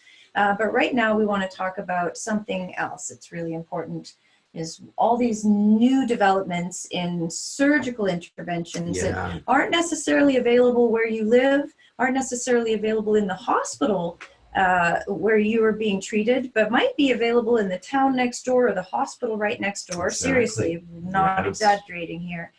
So being able to understand what's possible and how to find what's close or available to you can make a huge difference to the success of your treatment. So you wanted to go over a glioblastoma example. Yeah, this is a difficult cancer to treat. It's a brain tumor. You've probably read about it in the news. It can be a very deadly disease, poor survival rates. And the biggest part of that is the tumors form these tentacles that reach deep into the brain. And so when they go in to cut them out, they're hard to remove, physically hard to remove. They can't get all of it. And the amount of the tumor, it's called the resection, the amount of the tumor that you can remove really dictates how well you do and how long it is until that cancer comes back. And obviously, the more of the tumor you leave in, the quicker that cancer is going to come back. Oh, well, it's always there. It's always there. It's just going to grow faster. Yeah. Yes. And so with brain cancer, obviously, yes, pretty sensitive area in there. Yeah. So they don't want to be taking out mounds of brain tissue. No, they don't take out a lot of tissue. Right. That's very important. So the standard approach to surgery, if you have glioblastoma, is this craniotomy. Yes. Yeah. And so basically what they do is they cut a large area of the skull off. It's a very invasive process. They constantly have tools passing from outside of your skull to inside of your skull, which is called the surgical field. And that can bring in, all kinds of infections and viruses and, foreign bodies, and just having exposure to air is a bad thing. They usually use a cutting tool, electronic cutting or electric cutting device, electrical scalpel, that cauterizes the blood vessels so they don't bleed out while you're getting the tumor removed. It's cut out with electricity or heat, some sort of heat sources. It's not very precise. And then, you have to go on all these medications that lower your blood pressure because your blood pressure would actually push your brain out of your skull. So then when they sew you up and you go off this blood pressure medication, you're not sure, they're not sure if all of those stitches are going to hold, if you're going to start bleeding within the brain. There's just, and the access to the tumor is very difficult. Right, because it's a kind of a crude instrument. Crude instrument, yes. So that was the way of things. And then a number of years ago, the new improved approach to brain surgery came along. Laser interstitial thermal therapy. So this is, a great tool. And what it does, excuse me. What it does is it sends this very small micro wire down into the area. And because of that, they don't need to, they can just use a small little hole and they can insert this little wire and thread it through to the tumor. And then they use a laser light to heat up the tumor cells and kill them. And then they use this amazing technology called real-time MRI, where they're actually watching where the catheter is going into. And, it's a great technology. And it allows them to optimize the dose of how much of the heat, the laser source, they add to the tumor. And so they can go quite deep into the brain. They can go to areas they can't go through normally using surgery or craniotomy. So, most patients can go home the same day, or, they're kept overnight or so on. Now, one of the downsides of it is it doesn't remove the tumor. It just kills it inside. And so it's more than likely going to miss some of the cancer cells. And it leaves that debris. It leaves the debris and the tumor microenvironment, which contains all kinds of growth factors and things that can allow, the tumors or the precancerous cells or the cancerous cells in various stages to grow back. And so we know that the stem cells that cause the cancer are never at the site of the tumor. They're always a short distance away from the tumor. So that can be a problem. And so, it's limited to a small area of the tumor. It uses heat. And, if they use too much heat, it's going to cause damage inside the brain. And so they have to be very careful. I seem to recall a statistic about that ultimately, even with the advantages of LIT, which is it's a much smaller incision and it's a speedier recovery from the surgery, that the actual outcome, because of those things you just mentioned, is about the same as a craniotomy in terms of survival. Yes, the overall survival is fairly similar in terms of survival time. For cancer. And that's unfortunate because a lot of institutions in Canada have invested heavily in this technology. Now, it doesn't mean that this technology is not good for other sort of brain anomalies or other forms of brain surgery. It's just not good for cancer because you can't be leaving cancer cells in there. Not ideally, no. So the ultimate tool that I've seen, the ultimate concept, is developed by a company called NICO. And they invented this amazing little device called the NICO Myriad tool. And it looks like a toothbrush, electric toothbrush, but it has this really fine, flexible tip that has an internal cutting head inside of it. And because this cutting head is internal, it's able to go right next to nerve cells and blood vessels, and it can go into very small spaces, as does the laser thermal device. But with this, it doesn't use heat to get rid of the tumor. It actually sucks it out. It cuts it through this internal cutting head and then sucks it out, this straw-like device. So you actually have a sample of the tumor that you can look at, and then you can also remove the tumor, which is very, very important. For those reasons and you just said. they can do it through a small incision. But NICO has gone one step further and created this thing called the NICO brain path. And what they've done, this refers to a process called corridor surgery. So our brain has all of these convoluted folds, and they're unique to every person, and they're called sulcans. And so what NICO brain path tool or brain path system is they'll find the sulcans, and they're basically gaps in between the brain, the convoluted folds, that is closest to the tumor.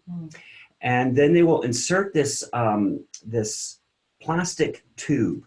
And this plastic tube is very slippery. So if you look at if you look at plastic through a microscope, you'll see all of these pits and holes. And so what they've done is they've created these tubes that are very, very fine milled, and they have no pits and holes in them, even when you look at them on a microscope. So because of that, they don't stick to anything. So they're able to just slide it in. And in many cases, they can just slide it around delicate nerve bundles and blood vessels that you couldn't normally access with a scalpel or even with the LIT technology. And so they've created this corridor system. And then they've passed this NICO Myriad tool in there. And they're able to get a high level of excision from the tumor. And as you were saying, the amount of resection is really everything. It's huge. With this system, the NICO brain path, it's huge.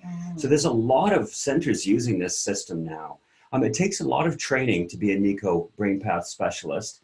And some centers have kind of gone off this and decided not to do it because it's such a big expense, and it requires that their main neurosurgeons are learning a new tool for a long period of time and may not be able to, be practicing. So it has been difficult to institute, but a lot of centers now have a NICO trained surgeon. And we have a few centers in Canada that actually have this now too. And quite a few in the United States. Yes, many in the United States. And now they're developing in Italy. I think there's some in Ireland. They're all over the world now. So this is a great, great new development. I think they've done an amazing job. And as you can imagine, the survival from this is exceptional compared to standard surgical techniques.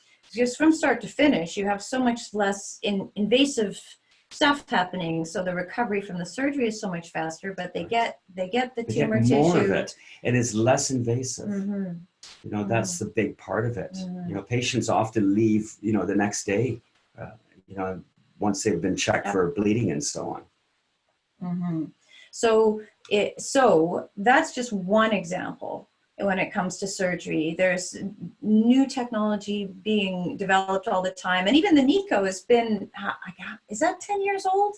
How old is it? It's probably getting close to it, yeah. Yeah. So keep that in mind, that this technique that we're talking about, that's available in just 2 centers in all of Canada, and I don't know how many, but maybe 20 in the United States right now, has actually been around for 10 years. Yeah. It's just that it takes such a long time for uptake within the big bureaucracy that is the medical system. There's the factors of training and time, like Alex is saying, and the expense, and even just the space to perform the procedures. And there's all sorts of reasons why things take so long. But what I most want to convey to you today really is how much is possible, how many different options and alternatives for so many different elements all the way through the cancer care process there are. You just have to know that they're out there, or know who to ask to get them, and then you can get access to these innovative options for treatment rather than just the standard care, which is not so great as a rule. Yes, exactly. Not when you have these things to contrast it to. Certainly standard care for cancer now is a lot better than it was 20 years ago. Absolutely. But there's so much more available now. And depending on how innovative you want to be, or how much of a leader you want to be in terms of your own cancer care, you can have a much better outcome than standard care could provide. That's for sure. So I want to get Alex to tell you a little bit about things to do with lifestyle and self-care, because there's some cancers, 70% of whether you get them or not, you have control over. So I want to make sure that you get a chance to hear Alex talk about those. So let's talk about each one of these. I know you've been with us for about an hour and 45 minutes already today. So we'll ask you to be relatively brief here, because I'm sure people's brains are very full. But let's talk about each of these 4 elements and how they can be used to influence cancer. Right. So I think vaccines are very, very important. I think it's free immunity. There's a lot of misinformation about vaccines, including the additives and so on. And, it's just mostly bunk. Vaccines are very important. They're the reason we live a long time. They don't cause autism. No. In case you're wondering. So if you are a cancer patient, you must be getting your flu shots. There's some very deadly strains of flu that can really interfere with your immune system. And we highly recommend that you get your pneumo vaccines, Prevnar 13 and 23. A lot of cancer patients have repressed immune systems, and they can end up dying from simple pneumonia. So the Prevnar 13 and 23, they're free vaccines. You can get them from your pharmacist. You just walk in there, you say you want them. Obviously, you want to check with your pharmacist and make sure that you're healthy enough to get these vaccines, and that, if you're on some sort of strong chemo, then they may say, let's wait a little while, but you want to have that checked out first. Make sure you give all of that information to your doctor, your oncologist, and the pharmacist before you get anything. But do get as many free vaccines as you can. Flu shots and the Prevnar 13 and 23, they could be a lifesaver. In fact, we had a patient, a lung cancer patient, that we had a perfect treatment plan for. We had everything in place. They contracted a flu. They didn't get a flu shot. They didn't believe in flu shots. They got the flu. It turned into pneumonia, and they ended up dying from pneumonia. Because their immune system was just so compromised. And, healthy people are dying from pneumonia all the time. I mean, I know a few people that have died from pneumonia. And just that was induced by the flu. Pretty nasty strains, it's Yes. true. So there's your regular flu shots. There's this Prevnar 13 and 23. Yes. Okay. Anything else on the vaccine? HPV. HPV vaccines are very important. We could reduce so many head and neck cancers and, cervical and penile cancers, especially head and neck. The HPV vaccine is one of the best ways to reduce that. We can cut these cancers right down to almost nothing. So I could appreciate why the HPV vaccine would be really helpful for prevention. Is that something that you think somebody who already has cancer would benefit from too? Well, it depends. We have an excellent video on HPV vaccines on the Cancer Guy website. It's a complicated process because there are many different strains, and there's strains that cause cancer and strains that don't cause cancer.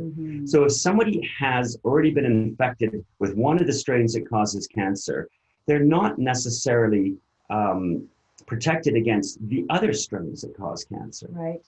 So get an HPV shot regardless of your age or sex, because you don't know when you're going to get infected by a new cancer-causing strain. And I don't recall, how many strains are there now that cause cancer? Is it about 25 or so? I don't. That you're the one who would know, but yes, that sounds about right. It changes all the time. They're constantly upgrading it. So yes, definitely get an HPV vaccine. Okay, now what about this biome? Tell us a little bit about that. Yeah, so the biome is your bacteria diversity. And we've got many cases where we're seeing how this influences cancer and heart disease. It's the newest area of scientific discovery. So it's the bacterial diversity in your body, or just in your stomach specifically? Well, that's where most of your bacteria is, in your intestines.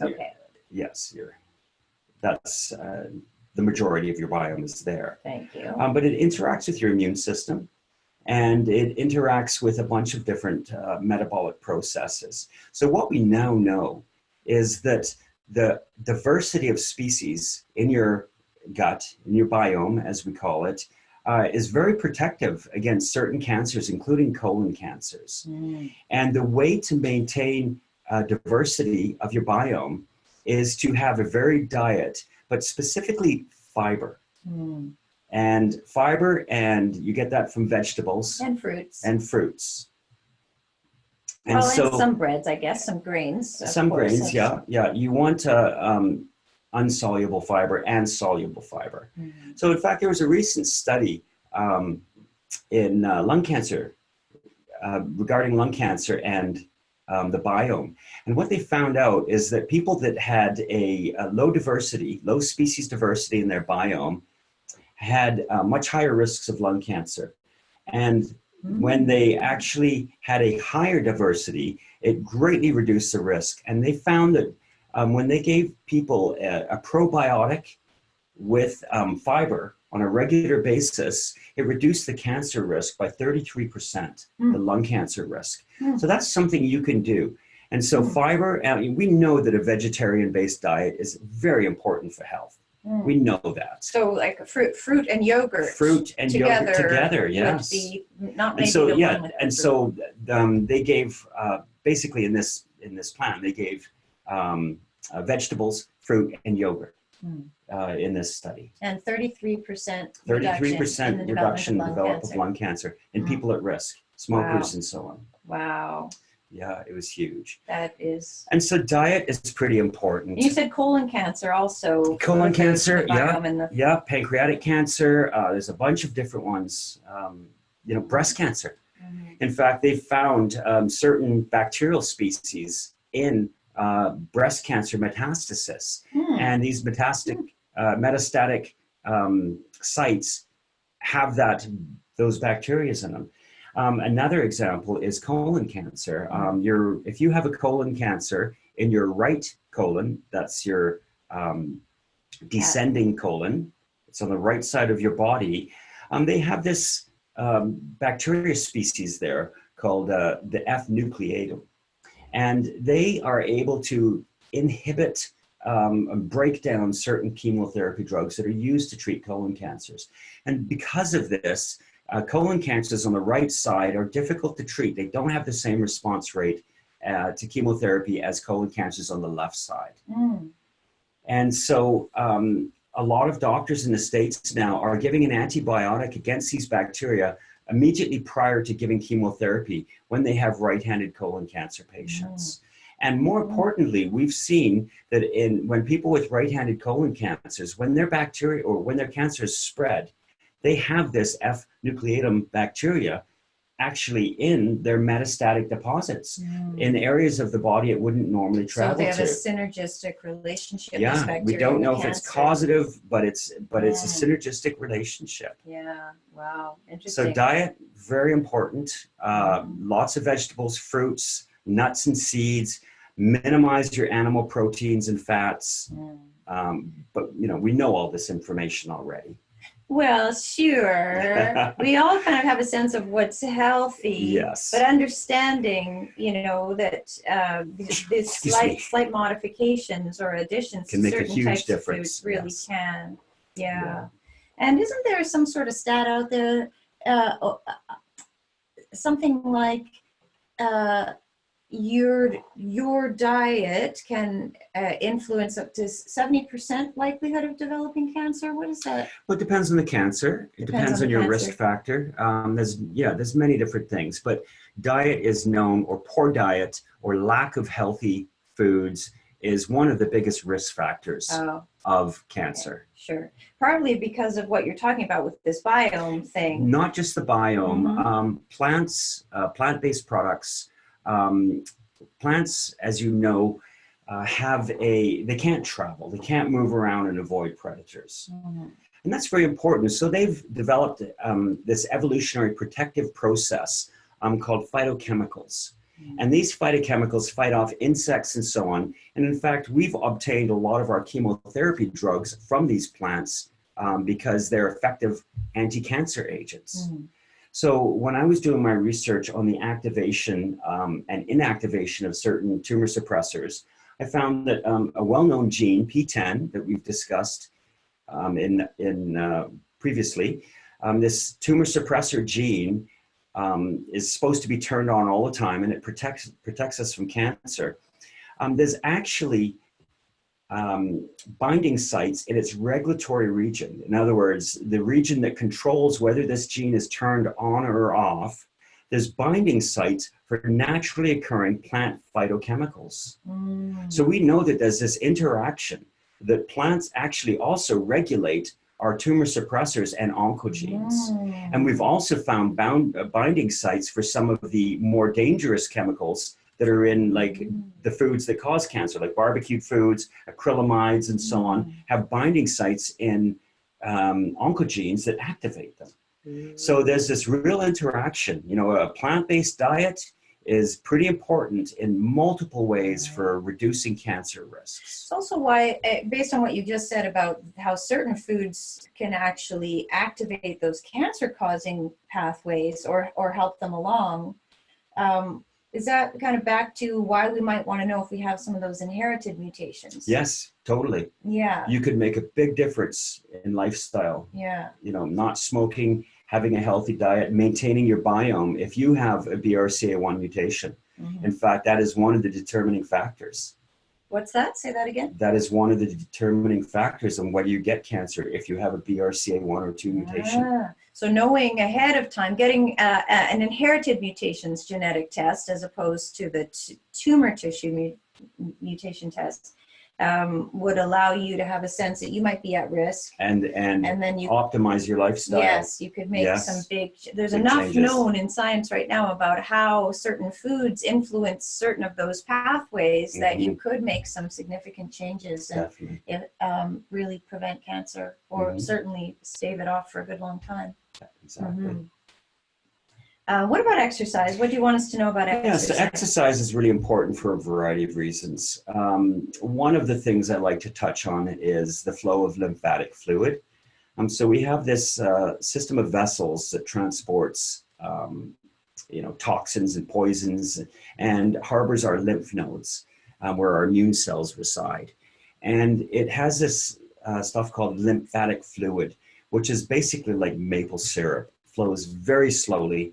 And if cancer cells get into the lymphatic system, they travel through and then they hit a lymph node and the immune system kills them inside the lymph node. Mm. And that's why you get swollen lymph nodes when you're sick or whenever there's any foreign invaders. Your lymph nodes get a little swollen because your immune system is doing its job in there. So what can happen when you don't exercise is these cancer cells can stick to the sides of the lymph vessels, and therefore they avoid these lymph nodes.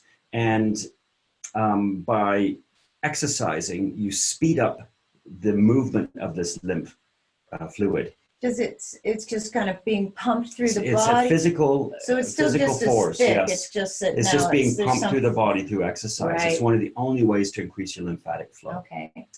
And so that's a huge factor there. Now, also, when you exercise, I saw this excellent video when I was first studying biology on cancer cells, and it was this enlarged electron microscope of a blood vessel. Mm-hmm. And they had this blood vessel, and you could see cancer cells, and their blood was flowing through it. It was a live blood vessel. And you could see a cancer cell that they had injected in there. The cancer cells were moving around, and this one cancer cell digs into this little enclave, in the side of the blood vessel, and just kind of climbs in there. And then you see the immune cells cruising around through the blood vessels, looking for cancer cells and foreign invaders. And then what they did was they didn't see that cell. They didn't see the cell, no, because it was hiding in this little crevice in the side of the blood vessel wall. Mm. And then what they did was they increased the blood flow, as you would have with exercise. And it created this little back eddy that pushed the cancer cell out of its hiding spot. And immediately the macrophages and everything just recognized it and just jumped on it and destroyed it. It was such an impressive video. I thought after that, I'm exercising today. Yeah, no doubt. So now what we know is that exercise makes a huge difference in recovery, when you're on chemotherapy, in preventions of cancers. But even women with breast cancer, I believe the survival rate for stage 4 patients on chemotherapy is almost doubled when they exercise on a regular basis. Mm. And you see a lot of these institutions including exercise as part of the therapy now. Mm-hmm.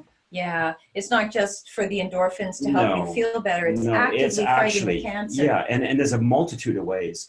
Also, when you weight lift, you put microscopic tears in your muscles. When you do any kind of resistance training, you put microscopic tears in your muscles. Those are repaired by stem cells. Mm. And these stem cells use the same limited set of resources, growth factors and hormones, that the cancer stem cells would be using too. Mm. So, if you recall, cancer is a disease of stem cells. It's basically some of these stem cells have genetic mutations in them that cause them to misfunction. And so they produce cancer cells instead of normal healthy cells. Mm. So when you exercise, you create this competition between the muscle cells and the actual cancer-causing stem cells. Mm. And they compete for resources, and the muscles win. Mm. This is what we call, so muscle is what we call a metabolic inhibitor of cancer. Mm. So the more weight-bearing exercise or muscle tearing, muscle tearing, yes, exactly. Yeah. Muscle repairing. Right. Yes. So the good news about that, if you don't like the gym, is you don't have to go to the gym to get that type of exercise. Although, if you're interested in learning a new skill and you're not already, mixed martial arts is excellent. All different kinds of that is good. But even just push-ups, squats, anything. You could do it at home with your body weight. Mm-hmm.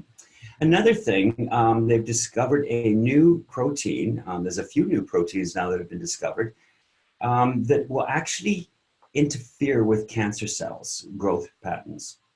We won't get into the name of them, but so the working muscle actually produces this protein that will actually slow down the growth of cancer cells. Mm.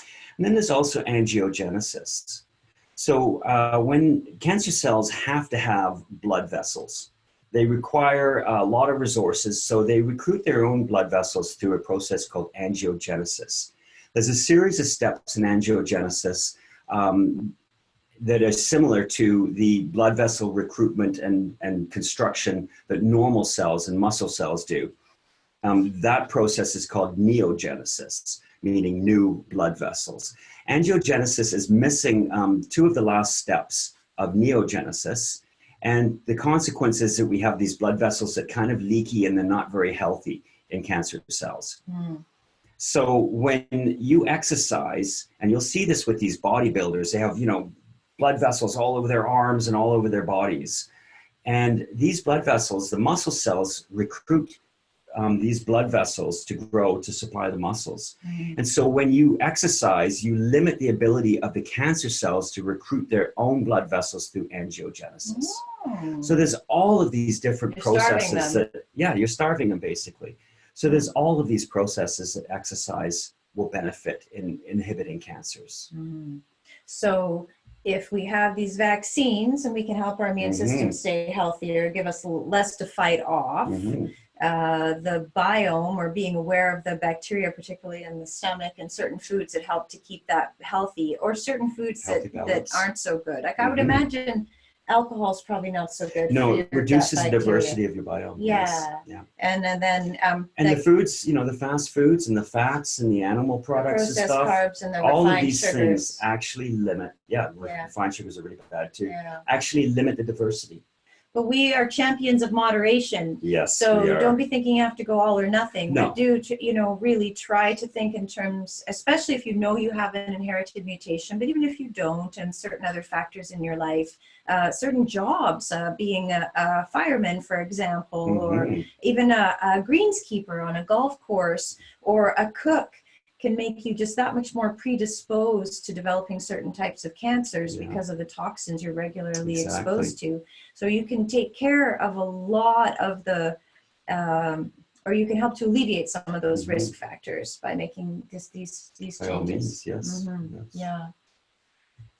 Okay, so my brain's full. I don't know about you. Got lots of notes here. Again, you're going to get a replay sent to you via email, whatever email you signed up with. So you'll be able to watch this at your leisure and listen again to the things that Alex shared about what's possible in cancer care and your own self-care and prevention. But let's just go through the things we've covered today just to jog your memory. So we've talked about what cancer is, how it's usually diagnosed in standard care these days versus what's possible in precision diagnostics, more enhanced imaging and genetic testing. There we go. We talked today about a number of different ways that these two enhanced or precision oncology diagnostic techniques can really improve treatment outcome for patients. Both in terms of making sure you get the right treatment to start with, but also to make sure that it's really working well for you. We talked about targeted therapies and immunotherapy as kind of the natural evolution of cancer care from standard radiation and chemotherapy, and how there are different factors that might make these things work for you or not work for you. We talked about surgical interventions and how we talked about brain cancer specifically, but I do want to reinforce there's so many new innovations in surgical techniques pretty much for any type of cancer now. So it's important to have a look and see what's possible. And when I said earlier at the hospital next door, we literally have had it happen that the perfect tool for someone was at the hospital right next door, or, just down the road from where they were treated. And the physicians in this hospital didn't even know that that technique existed in that hospital right next door. We see that a lot. So to assume that your oncologist knows what's available even in their province or state and would be directing it to you is not an accurate assumption to make. And again, that's really because there's just so much new technology and so many new treatments. And oncologists typically see between 70 to 120 patients a week for about 15 minutes each over a span of about 20 hours that they're seeing patients directly.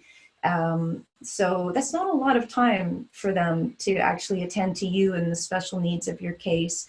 And what studies show is that oncologists have about 2 hours a week for continuing education. And when there are literally hundreds of new studies coming out every week, you can imagine that it's really difficult for your oncologist to keep abreast of everything that's possible right now. So they typically focus on what their medical system allows them to provide, which, as you've seen today, is not the same thing as what's possible and what's out there. So, oh, and also the self-care element of things. It's just really important that you know everything that's possible for you if you want to have the best chances of beating cancer. So a couple of times today, Alex mentioned the Cancer Guy. If you type in thecancerguy.com, you'll be taken to Alex's YouTube channel, where we've probably got about 25 different playlists for a bunch of different types of cancers, and talking about immunotherapies and chemotherapies and what works, what doesn't, and why. So if you're one of those self-educating people, most of the videos are between 2 to 5 minutes long, so not too overwhelming, and you'll get a good snippet of some important data. And of course, Alex is available. What you see on your screen right now is a link to arranging for a one-on-one consultation with him. You're also welcome to email Oncologists at your leisure and ask questions about your case, and we'll do our best to steer you in the right direction. Was there anything else that you just kind of top of mind you'd like people to know, or just something you want to reiterate? Yeah, I think it's really important to get multiple opinions and to really make sure that you've checked out all of your options. And hiring a consultation service such as us is a great, cheap way to find out whether you've looked at all of your options or not, because that's what we do. We just look at all of the options out there. It doesn't matter what Mayo Clinic's doing, what MD Anderson's doing, what Sloan Kettering's doing. They could all be doing something different. It's our job to know what they're all doing. And which one is going to be best for you. So a lot of folks will try to decide, do I want kind of standard care, or do I want to go to some alternative clinic? Or yes, the Mayo. If you haven't had the genetic testing and you haven't had those precision diagnostics to find out what treatment's going to be best for you, then nobody can tell you what treatment's going to be best or where you need to go. Yes, of course. And what we have found in the last 10 years that I've been involved in cancer care and watched all this technology come along and all these new treatments, is that now it's exceptionally rare that you as a cancer patient need to travel to get care. Most of the time, it is possible, once you get these precision diagnostics and you can prove what's going to be right for you, most of the time, even if your oncologist has told you there's nothing more they can do for you, or that they're only able to offer you this treatment or that treatment, when you can prove to them what's really going to work for you, most of the time they're able to get it for you. You don't have to travel, and they can administer it for you. There might be a fee for the treatment, but most of the time there isn't. I can count on one hand in the last 5 years when that's been the case. So there's lots of options.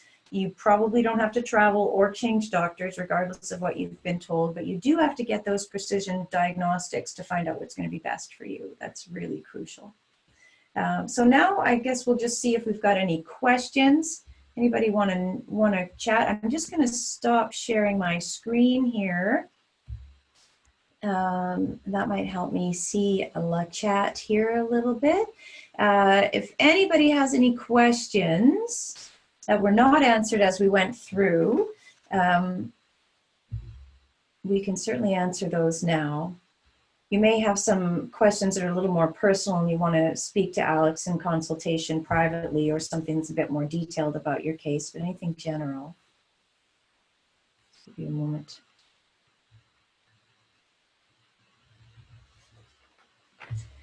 Okay, so we're going to assume that you guys are going to reach out to us privately if you have any other questions.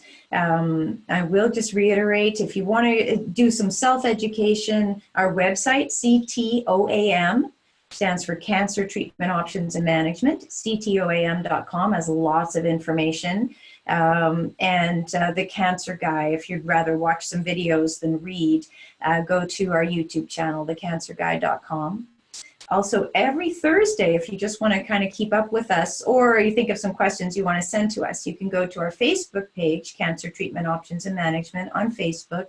Every Thursday at 1 o'clock Pacific Standard Time, we do a live broadcast for 1 hour where Alex answers all of your questions about your specific case or anything you want to know about cancer prevention or cancer treatment.